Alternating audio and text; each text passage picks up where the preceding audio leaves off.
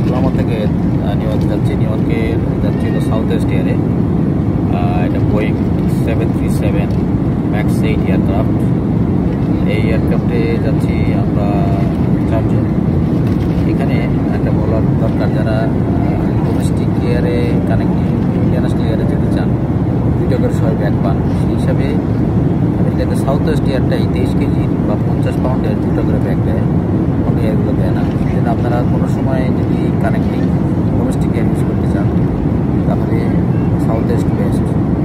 South ওয়েস্টে গেলে আপনারা যা 23 কেজির লাগেজ বা 50 পাউন্ডের লাগেজ ফ্রি পাবেন। আর যদি অতিরিক্ত কোনো লাগেজ নিতে হয় তাহলে সেই 23 কেজি বা 50 পাউন্ডের লাগেজের জন্য আপনাকে $125 পে করতে হবে অতিরিক্ত লাগেজের জন্য। আর এর সাথে আপনি একটা ক্যারি অন ব্যাগ পাবেন, 7 থেকে 9 কেজি মতো নিতে পারবেন। এর সাথে আর একটা ব্যাকপ্যাক পাবেন, ঘাড়ে ল্যাপটপ অন্য কিছু নেওয়ার জন্য আরও 2টো ব্যাগ পাবেন আপনি।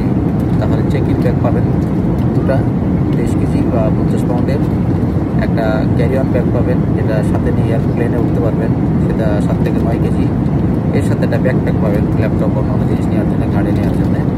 মোট 4টা ব্যাগ আপনি পাচ্ছেন সাউথ ওয়েস্ট এয়ারে। সাউথ ওয়েস্ট এয়ারটা এমনি সুন্দর।